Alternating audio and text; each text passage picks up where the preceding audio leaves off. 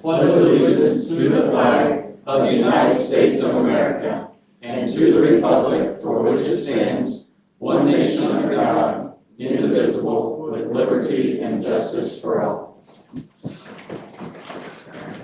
Welcome, everyone. Future board meetings, we're not going to do the one on the 28th. That's listed there, but we will do July 12th and July 26th here at 6 p.m. We have no revisions to the agenda except for a little bit on the human resource. So we'll skip right to public recognition. We have a recommendation to approve a $180 donation from Hoosier Chiropractic LLC to purchase a tent for the Northfield Cross Country. We also have a recommendation to approve a $375 donation from Wabash County Sheriff's Department for their February beard money for Southwood Elementary to purchase new books for the library. And finally, and I'm excited about this one, a recommendation to approve a donation of $368,000 from Eisenberger Wolf Revocable Living Trust for MSD at-risk elementary students. And that is our list of donations. That's fantastic, Todd. I move to approve it. I'll second. Motion and second to approve the donations is read. All in favor say aye. Aye. Next, we have school recognition. I'll turn it over to Mr. Keyfaber. Yes, school's out. We don't have, typically the principals don't list anything right now, and we don't have anything, but I will go ahead and introduce Tanya Boone, our director of the Bridge program. She's going to talk a little bit about that. And while she's talking about that, then she's going to go ahead and I'll flip through and get to the Bridge handbook. Because if you recall, when the other people were here doing the handbooks, she was at regional as a coach there. And so she was unable to come and present. So we decided to move it back to one board meeting. So Mrs. Boone, you are on. Thank you very much. Thanks for having me. I'm always excited to talk about our program. So just a couple highlights, and I hope you don't mind. I'm going to read a lot of it, and the whole reason is because I don't want to start rambling, because I do get excited and passionate about it, which means I am talking too much. So first of all, this school year, we have served 568 students as of today. We still have 20 students on our list that we're working through enrollment and the onboarding process. So we are going to continue that in June. We are going to shut down enrollment for a few weeks in July just to give my staff a little bit of a breather before we jump back in the end of July. So we have great numbers. Actually, that's our second highest. We had that first year of the pandemic, we served over 570 students, but we're within 10 of that this school year. I will also note that this spring, we actually had a waiting list. We had to put students on hold because they were coming into us so quickly that we actually had to tell them, sorry, you have to wait, because we just didn't have enough staff. Our staff were overloaded, and we shut down junior high enrollment completely in March because that program was full, and our high school kids, unless they were seniors and desperate to get graduated, we put the others on hold. So that's pretty exciting for us. That's a lot of students. That's a lot of mobility in a school year. Our graduates, we also at this point have had our highest graduation. I won't say graduation rate because that still needs some improvement when you look from a state standpoint. But as of today, we've had 115 graduates. We still have 20 to 25 that we are working to get done, hopefully within the next 2 to 3 months. The goal is definitely before the end of September, so they would finish in their cohort. So that again is our largest graduating class at this point. We did have our largest actual ceremony here recently, and thank you, Mr. Bowman, for coming to that, and my superintendents. That's always a great time. It's a time of celebration for our families and for our students. And I just love it because it is about the students, and through the things that we do and the opportunities we give them during the ceremony, it is about the families and the students, and I think they really appreciate that. Just a couple of things I'd like to highlight, especially that I really can't say enough about my bridge team. This group of staff, they are all in. They are 100% in, committed to the mission and vision of our program. They are always going above and beyond. And I know Mr. Kefauver doesn't like those absolutes, but they are. They are always going above and beyond with their time and the efforts that they give to not only excel at their individual roles in their jobs, but to make sure that our kids' needs are being met. They are also very much willing to help and jump in and lend a hand to each other. Our jobs can kind of get chaotic and a little overwhelming at times because of our numbers. And it truly is a team effort where we're all just pitching in and getting the job done. So I'm super proud of our team and just want to say thank you to them and make sure that they understand my gratitude. I'd especially like to, at this point, as we're coming off of graduation and we're still trying to finish up graduates, that whole graduation piece, especially with grad pathways, has become monstrous in many ways. Our kids come to us with transcripts that look like Swiss cheese just because of their background and the nature of their family situations. And our guidance department, call it department, Mrs. Lovato, Lindsay Lovato, our guidance secretary, Josanna Korn, our academic advisor, and Mel Boyer, who works with the residential students, has jumped in the last few months. The three of them make up our guidance department, and they've just done a tremendous job over the last few months of helping pull together pathways, making sure that we have everything that we need to get kids graduated with diplomas, covering the whole waiver, making sure that they either meet the waiver or that we can get them a pathway to get them that diploma. And so I just really appreciate their efforts and their work ethic and their heart for these kids. The one thing I joke with Mrs. Lovato about is I call her the hub of our wheel, and without her, we don't keep rolling forward. So that guidance secretary position is pretty critical, and she does an amazing job. So I just really appreciate those three and wanted to highlight them specifically. Are there any questions about that before I jump into the handbook? Is there anything we can do as a board for you, Tanya? The staffing, is it adequate, or are we gonna get burnt out a little bit from too much for too few people? There are times during the school year where it's extremely overwhelming. It's just, I've talked with the superintendents before, and it's kind of difficult to pinpoint because our numbers are continually fluctuating. And so to be able to say we've got a hard and fast number of this, so we need this many people, is difficult to do at times, but that's something that they've been extremely supportive in working through with me. And whenever I've come to them, which I know you guys are supporting that too, because when I've come to them and said, we're overwhelmed, I need more people, they're like, find what you need.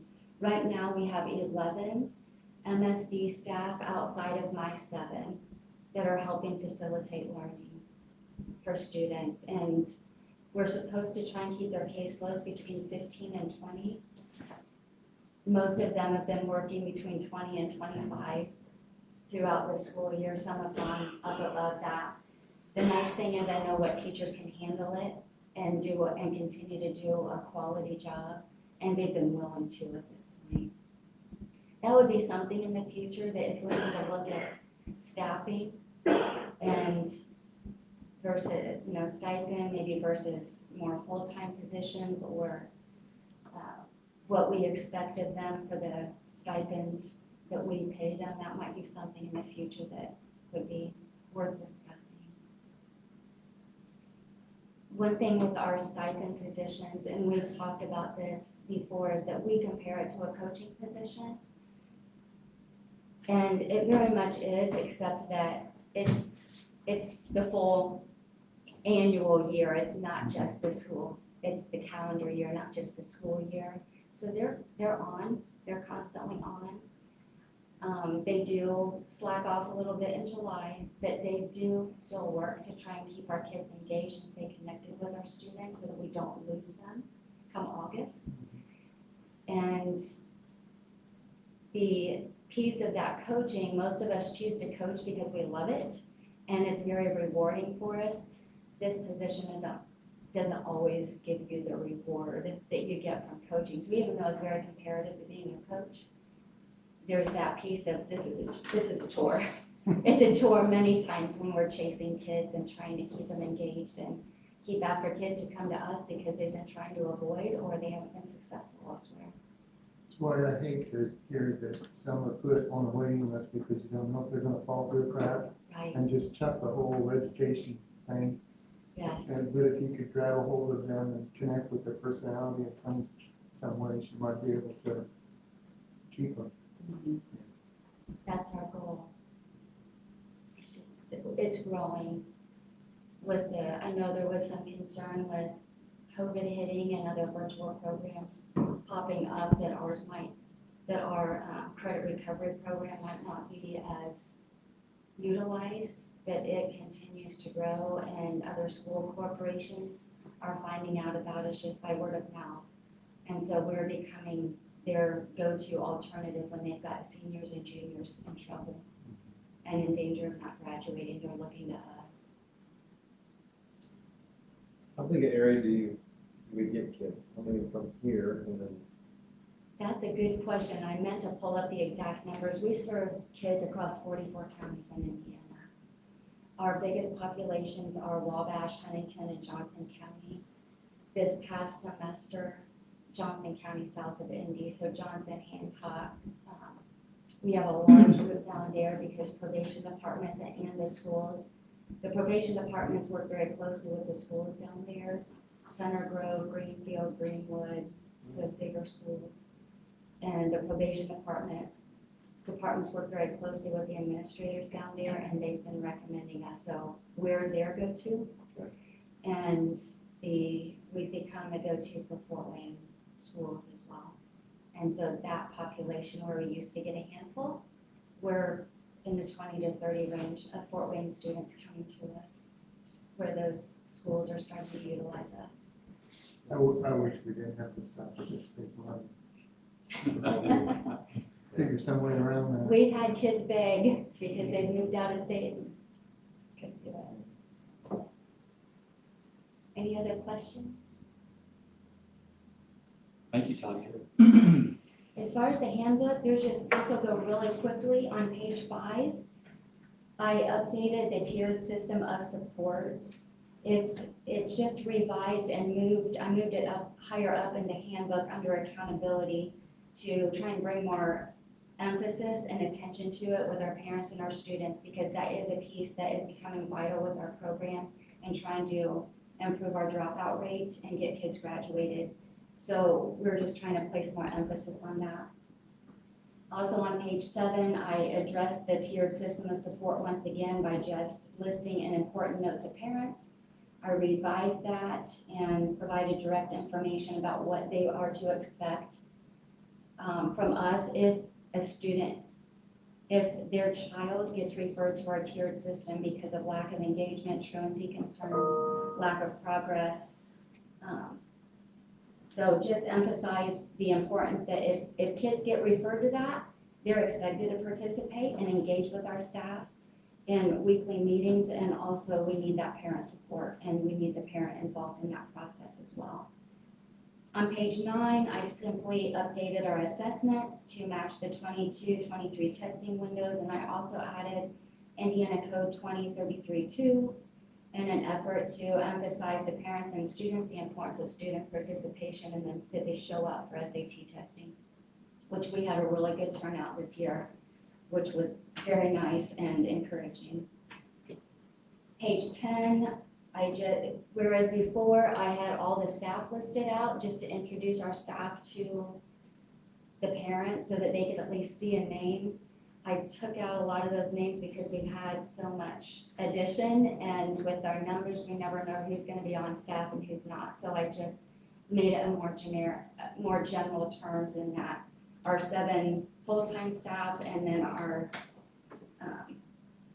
and then just listed that we've got highly qualified licensed staff to facilitate the student learning.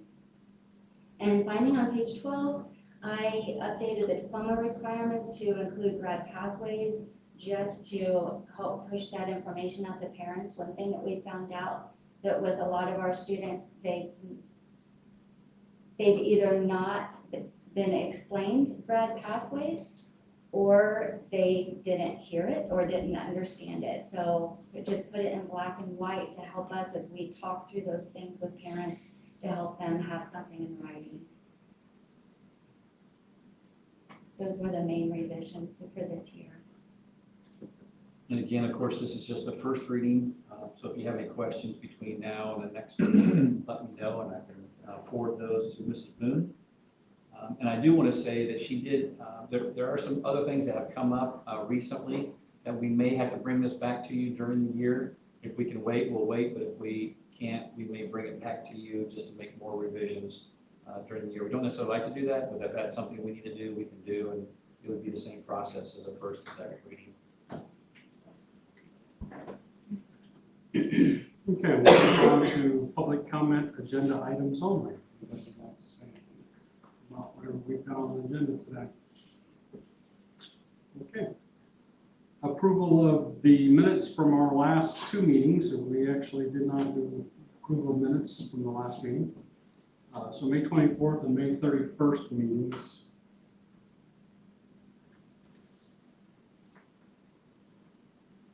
Approve those. Second. I have a motion and a second to approve the minutes from our last two board meetings. All in favor, say aye. Aye. Financials, claims.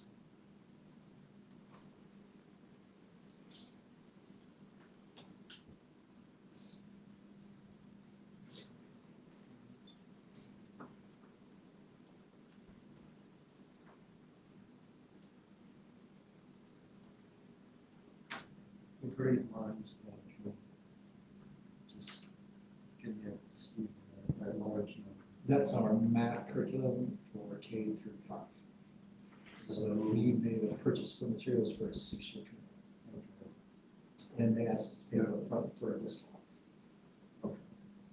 So So that's that's, 6 years. is that print Uh-huh. and software? That's right, consumable textbooks for every student and then digital access for every student.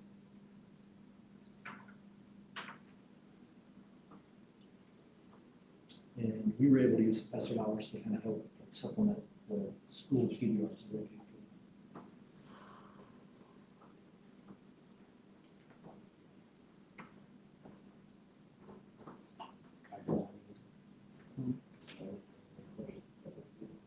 I see we have a membership for Grow Wabash Tournament.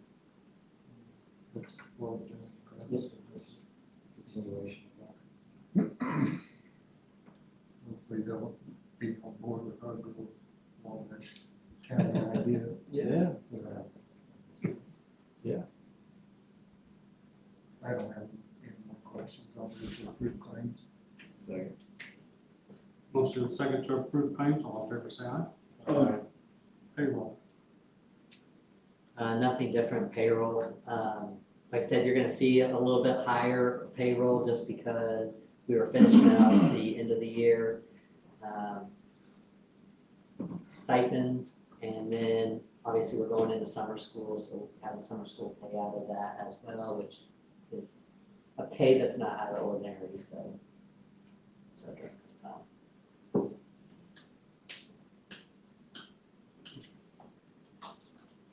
I move to approve payroll. Second time. Motion and second to approve payroll. All in favor, say aye. Aye. Financial summary. So I'll give you the end of the month balances there for you to take a look at. Nothing out of the ordinary. I mean, the big drop in the education fund is just that White's rental payment that we pay annually. But if you look at the education fund, that was already factored into the cash flow for that, so there's no change in impact on that. I did go ahead and give you the cash flows, since this board meeting was a little bit later in the month. I was able to go ahead and get those completed, so that you could take a look at them. I should have, within the next week or so, a better idea of what our estimated revenue will be for our basic grant for July through December. And again, that is based off the estimation that we've given to the state as far as ADM is concerned. And then that all gets reconciled when you have your actual ADM count in September. That's not factored in right now, but like I said, I should have that information hopefully in a week or so from the Department of Ed. Is the state, Chris, they're firm on their numbers as far as what they're bringing against the ADM numbers, the contribution? Yeah, we'll have another increase in contribution based off of the last biennium when they gave us the increase. It was a 2-year increase, so this will be the second year of that dollar amount increase per ADM. And then operations cash flow with that as well.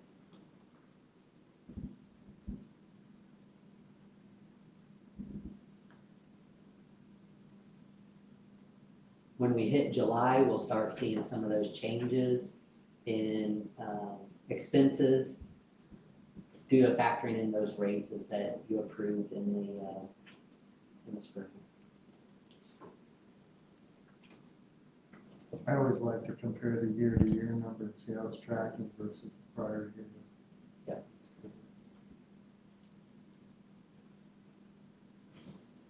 So I don't really have anything to talk more about this. I may talk a little bit more about operations fund in our next board, or in our July time when we're doing our budget stuff for 2023. So. Any other questions for him?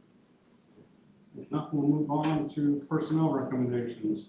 Under resignation, we have Josh Moore, Athletic Director of Northville High School, effective at the end of June. Pat Hopper, Varsity Volleyball Coach at Northville High School, effective immediately. Under employment, Chloe Kendall, 6th grade teacher at Southwood High School. Abby Watkins, kindergarten teacher, Metro North Elementary. Clay Herring, summer custodian, Metro North Elementary. Amy Wilson, special ed teacher at Southwood High School, and that's to begin the next school year as well. Nicole Dye, paraprofessional, Southwood Elementary. Aileen Lanning, paraprofessional, Southwood Elementary. Jennifer Jackson, paraprofessional, Southwood Elementary. Eden Craig, Under Mountain manager at Southwood High School as a coaching position. Transfer, Sarah Gaylord, transferring from paraprofessional to preschool teacher for the Little Knights at Southwood Elementary.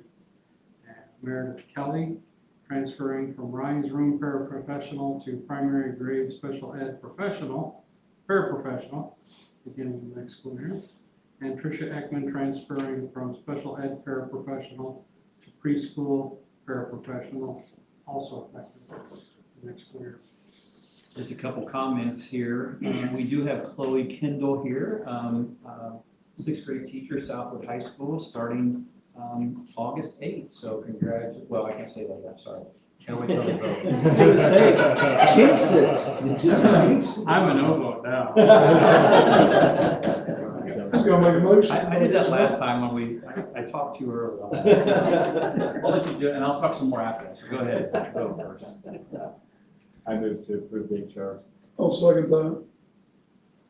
Motion and second to approve personnel recommendations. All in favor, say aye. Aye. Let the record show I didn't say that. So congratulations, just graduated just a month ago or 2 months ago, and becoming a 6th grade teacher and coming back to her alma mater. So that's great. I'm sure you're excited about that. So Super excited. I'm super excited too. So yeah. And just to mention, Amy Wilson, the special ed at Southwood, is taking place then of retired Beth Egan. And yeah, so I just wanted to point those out, I guess. And Abby Watkins will be the new position, kindergarten that we have at Metro North Elementary, and she just got married this past Saturday to Jacob Watkins. So Jacob's on. Jacob, She was, Shark Creek, yes. she was here that. Yeah, she was here that night, right. Well, she is- But she was not Jacob Watkins at the time, or was not Abby. No, she is Abby Burns, and wanted to be here tonight, but I told her, they're on their honeymoon. So I can see how that's gonna happen though as a kindergarten teacher, because if Jacob gets them in 6th grade then, if they haven't learned everything they need to know by then, he's gonna blame her. So you gotta make sure that works out. So, although from kindergarten to 6th grade, there's a pretty big jump there. So- So again, congratulations. Well, Well, sorry. Thank you. You wanna do a speech or anything? Do a lesson for us, right? She's already been interviewed. Okay. So that's personnel, just in time, Mr. Driscoll. Under reports, we have Hartman Curtis, our report. You have any reports? I had this news the last time that Heartland has completely backed out of the project because without us being able to use the building during the day at all, period, we've completely backed out and they will have to find a new location for that building. And I think they'll have to reapply for their grant because part of that grant was to have it at Heartland with our ground. But since that is not part of it, we're gonna have to reapply, so. Did any of the donated money been collected yet, or is that? That's the other sticking point that will come. We want to write a letter to all the donors and say that, this is, they still donated to the project, for adult education, but we want them aware that Heartland's not going to get any benefit from that. But we're going to get quite a bit of pushback from people, community foundations, that we're having a meeting tomorrow. That will come to a head. So. All right, superintendent's report, Mr. Keyfaber. Well, the report I have today is just to let everyone know, and I think if you're on any social media or anything like that, that the referendum webpage is now a living, breathing document that you can go, and there's a lot of information on there. So we just ask that those people that are interested in that, just to make sure that they go through that, read the FAQs, read the, all the different things that are on there. You can use a tax calculator. It's very important that you use the correct figures. It's all on there. There's a nice video that Laura created to help explain that. So the big thing is to make sure they use the taxable assessment, not the gross assessment, when they do the tax calculator. There's also a place on there where you can actually ask questions. And if you ask questions, it's a Google Drive document that will be sent to us, and then we can reply back using that form. So a lot of information. There will still be, like we said, it's a living, breathing document, so there will probably be other things that will be added on to that. But for now, there's a lot of information. If you read everything, that will give you a very good scope of everything that's going on to start as a beginning. And realizing that November 8th is still 5 months away, a little less than 5 months away, so there's a lot of time to absorb all of that information. msdwc.org/referendum, or it actually will be on the very first homepage, top right-hand corner, it'll say referendum. Click that and find all the different information. And there's several different links on the left-hand side that go to the different things that we talked about the FAQs and different things like that. There's another part that says misconceptions. There have been some things that have been on Facebook, social media, that aren't correct. And so whenever we see some of those, we'll put that on there so we can explain what the truth is, what the factual information is. So that's all I have. All right. Curriculum and instruction report, Mr. Drake. Yeah, we're wrapping up another round of iRead here in a week or two for our kids that are in summer school, so we're excited to give them a second shot at it. And since I have Mrs. Boone here, you heard all the counties that they work with, and you heard her talk about the SATs and how many they got to do that. Like, she reached out to all kinds of different facilities across the state, communities. Like, scheduling is so hard, and her and her team do a really great job to keep us compliant with all of the testing, SAT, iLearn, the EL students that she has tested. So just a shout out to Mrs. Boone and her team. They do a great job with that. And you don't really appreciate it until Mr. Hopper's question of, now what counties do we serve? 40-some counties, and where do they have to go? And all of those kids have to be tested. And they are given that opportunity, so. Nice job.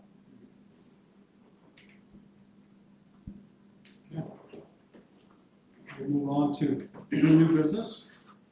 We have the second reading and vote of the 2022-2023 elementary handbook. So I did not receive any questions about the elementary handbook, but if there are any more, more is here. So, but I do recommend that you approve the elementary handbook for next school year. I move to accept the elementary handbook. Second. Motion and second to approve the elementary handbook for next school year. All in favor, say aye. Aye.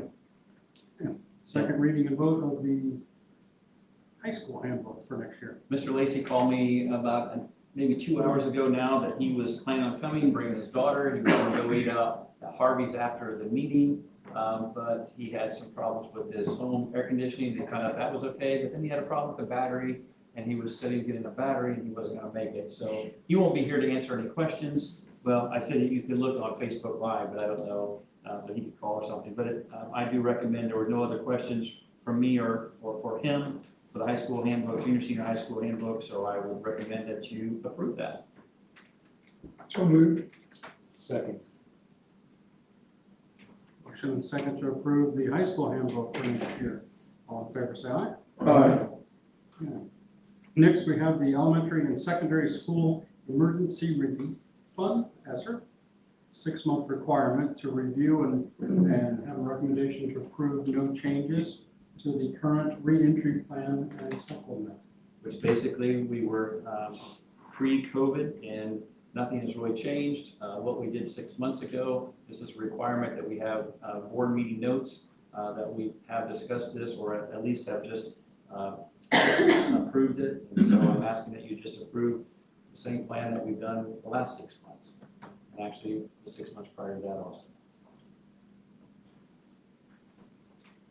So moved. Second. Motion and second to approve the ESSER requirement to review this every 6 months. And that we approve that, that reentry plan. All in favor, say aye. Aye. Okay. Recommendation to approve the teacher evaluation and development plan. Each year, the school board needs to review this or approve this. There is only 2 changes. Number 1, the date change, and number 2, on teacher effectiveness, rubric on scoring on core professionalism. Basically, the only change, and it's highlighted here, but I will scroll to the, sorry, just a little bit. With the domains on the teacher rubric, they get a score. And then for core professionalism, you cannot gain points, you can only lose points on that. And so there are, I believe, 4 different sections of that, 3 or 4 sections on that.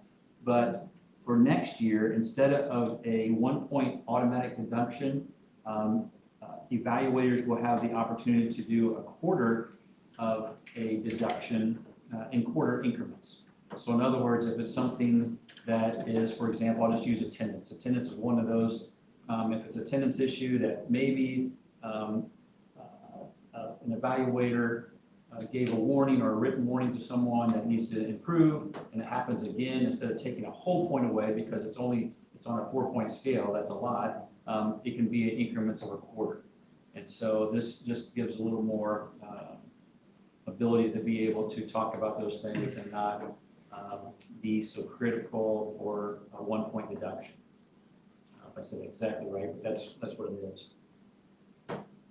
We have traditionally, I do not remember a time that we have actually done a 1-point deduction because there's other ways of taking care of some of those things, but this does allow for the ability to do the quarter increment deductions. This has been discussed with the administrative team, also the Teachers Association, and everybody's in agreement with it. So I just ask that you approve that. I move to approve the teacher evaluation and development plan. Second. Motion and second to approve the teacher evaluation and development plan. All in favor, say aye. Aye. Next is a recommendation to approve an extended out-of-state field trip for Northfield Key Club and National Honor Society to Cedar Point, Sandusky, Ohio. The date will be determined yet. It would be late June or early July. So Second. Motion and a second to approve the out-of-state field trip for Norfolk Key Club and the National Honor Society. All in favor, say aye. Aye. Recommendation to approve an overnight extended out-of-state field trip for Southwood Junior High Music Department for their students to go to Chicago, Illinois for the education and performance on May 5th through 7th, 2023. So move also. Second. Motion and second to approve the out-of-state field trip for Southwood's Music Department to go to Chicago. All in favor, say aye. Aye. That is new business. We have no unfinished business. Is there any board, there's no board policy. Any public comment anybody would like to make? That is next on the agenda. Okay. Any items from board members? I would like to just say there has been some concern expressed to me about this petition thing that needs 500 votes. I do want to just remind you watching on Facebook that you are not indicating a yes or no vote by signing that petition. You are merely stating that you would like to see that question on the ballot. So if you don't plan to vote yes, if you do plan to vote yes, either way, please sign the petition so we can get it on the ballot. So that's all I have to say about that. Any other items? I have one question, Mike. You said that you met with the SROs. Yes. Any different plans, different things? We're looking at some things. When we meet actually in our board or our administrative retreat in early August, we'll talk about some of those different ideas. Some of them are very simple ideas, but I know one of the SROs said was, make sure we keep our outside doors locked, not propped open. Because there's a lot of other things that we do, but there's a lot of other things that we do. So we're looking at different ideas, nothing necessarily huge, but I will say when we talk about this new project, building a new school, how that could actually improve some of the safety because of how it's being built. And also when we repurpose, Southwood and Northfield, that's also in the plan to make things to be safer that way too. So that would be part of the project. That would be part of the plans of the project when we build those buildings. Well, I talked to Jay over there, but, just some of the thoughts of making sure that, because you talked about outside doors being locked. Those are the things that people need to understand. That's why we keep them locked, and the staff needs to understand that, because I know there have been circumstances that I've ran into that doors have been popped open, doors have been left unlocked. The famous tin can. Right. I mean, things like that they have to understand, why those, I don't think we can undertrain and pound in their heads of why we're doing that. And Yeah, we go through a safety training and the principals sign off on that as far as some of that type of information that's shared with staff. We just need to do the Keep doing the best you can with it. And you just have these things that happen throughout the country, and it just makes it, you rant from the side, you think about it, and obviously we don't want that to happen in our schools, but those are little things that can cause an intruder. If just like I told Jay, we have a door at Northfield that if you yank on it, it'll come right open. Gotta get fixed. So it's one of those are the things that you've got to be able to, secure the building. I am be thinking about this today, and if we're able to go to 3 buildings and be able to hire one more SRO position, we'd be able to have 3 full-time in a building 100% of the time, rather than trying to cover both of them, which would be really great.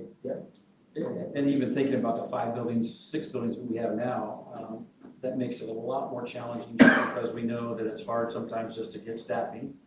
Sheriff's Department's hard to get some of that staffing. And so that would actually help that situation out. Because there's a new rule or a new law out there. You have to either be your own police department or you have to be connected through a sheriff's or city police department to have an SRO. And so the way we have it works because the Wabash County Sheriff. And that could be something we could look at later, building a new high school and going down to 3 is having our own police department too. But right now, it's a good collaboration between the Wabash County Sheriff's Department, the county council, and ourselves. I like that, because it shares the salary. Instead of having our own. Well, and it gives them more visibility on the road, non-school time. Right. When there's more kids around and more things going on, summertime too. Mhm. Any other items? Okay, we're adjourned.